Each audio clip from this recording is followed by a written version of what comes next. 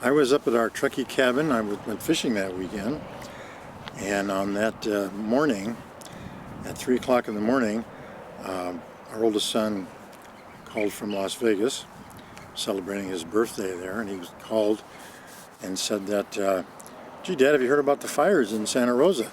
And I said, no, I hadn't heard a thing because I watched the baseball playoffs and I went to bed.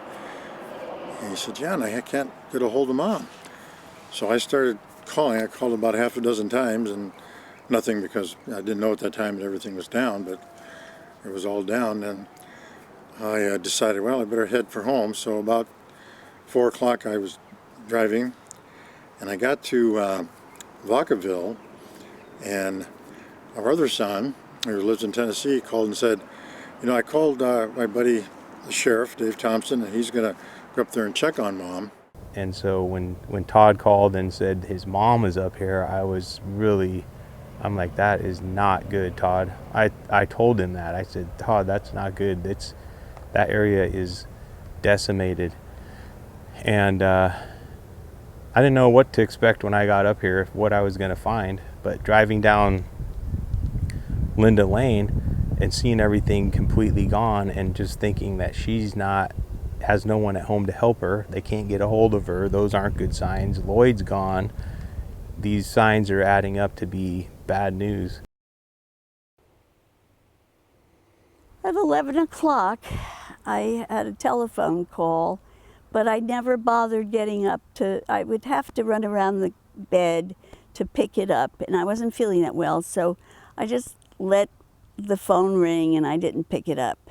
In retrospect, it was probably somebody telling me that there was a fire coming over the hill, and I wasn't prepared for that. And I don't know to this day who it was, but I laid back in bed. That was around 11 o'clock, and about 1 o'clock, I heard this horrible wind. So that doesn't sound good. So I went to the shutters and I opened them, and I saw the fires in the backyard. The fires were splotchy all over the place and in the hills behind the house. And I knew that that was not safe. So I ran out of the bedroom, tried to put the light on in the kitchen to see where my purse was and the keys to my car, and the lights were off. So I ran to the cupboard door where I knew a second set of keys were, and I actually was in such a rush and panic that I pulled the keys off that rack where all the keys were, and I said to myself, ooh, I'm gonna have to fix that tomorrow. I must have wrecked it. So I got in my car and drove down to the gate, and the gate was shut, and the gate would not open, which it usually does when you press the sensors on the driveway. But I could see where the fire was burning, and the trees had fallen over the gate, and the gate was mangled, and the wrought iron railings on the side were mangled. And so I was angry, and I took the car and I rammed the car into the gate, and then the branches went right through my windshield. And I said, that does not look like that is a good idea. And so I put my eyeglass cases, which were very, very thick, I put them in the hole because I didn't want any smoke, but I didn't see any smoke too much. So I thought to myself, you know that if you got out, your feather robe would catch fire, your hair would catch fire, and you don't like to burn yourself. It feels painful to be burned, so you are not going anywhere. And then I thought maybe I could do an Evel Knievel over the creek. And I thought, no. Then a tow truck would have to take my car and pull me out of the creek, and then I have a bad neck, so it might hurt. And I said, I can't do that. And so I saw the fire on the right of me, and I saw Alois's shed on the left of me. It was an inferno. And I said, you're not going anywhere. You're going to have to sit in the car. And I sat in the car for 5.5 hours, from 1 to 7 o'clock when I was rescued. I remember at 7:23 he called me, and I know he's in Tennessee. He's a good friend of mine, and I was like, debating, should I take this call, because there was a lot going on, and I just wanted to say hi and I'm okay, and I knew he would be concerned, and he says, Dave, can you go check on my mom? She's up at the property, we can't get a hold of her, and Lloyd's out of town on a fishing trip. And I said, I'll try, Todd, but it was starting to get daylight. I had already tried to come up Mark West Springs Road. I didn't even make it to Reebly, and there were power lines that were down and across the road, and there was cars crashed in the middle of the road, and everything was still smoldering and smoking.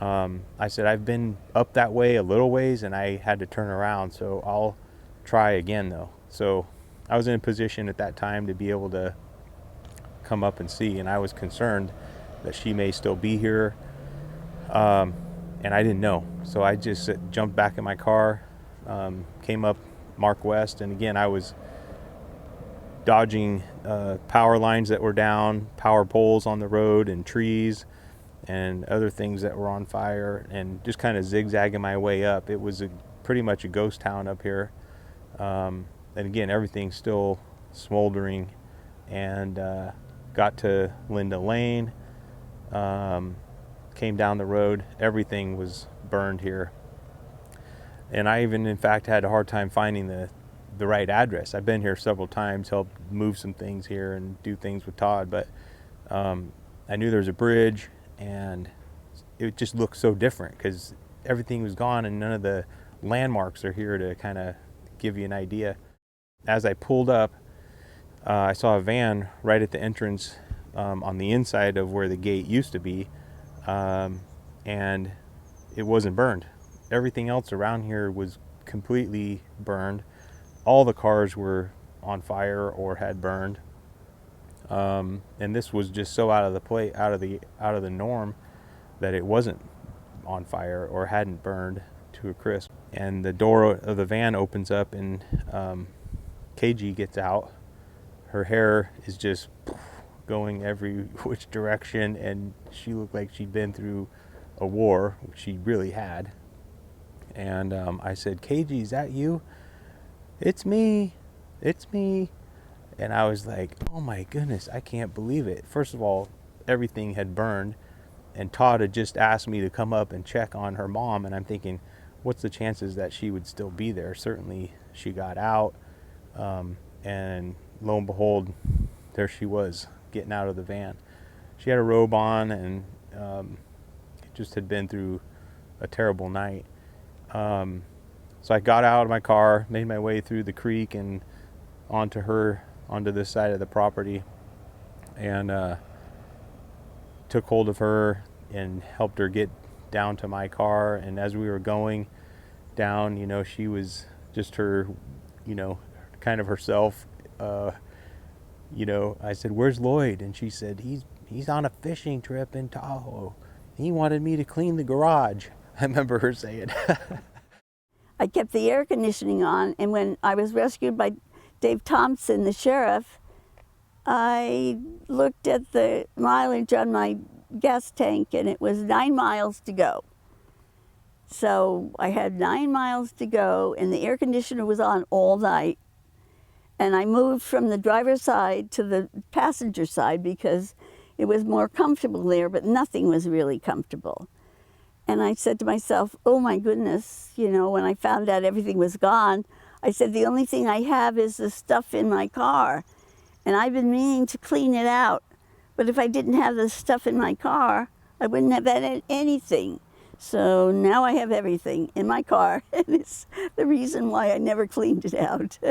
But I didn't want my garage to be burned up, but it's also a possibility to tell my husband, I don't have to clean the garage anymore. It's gone. So I don't have that thought anymore.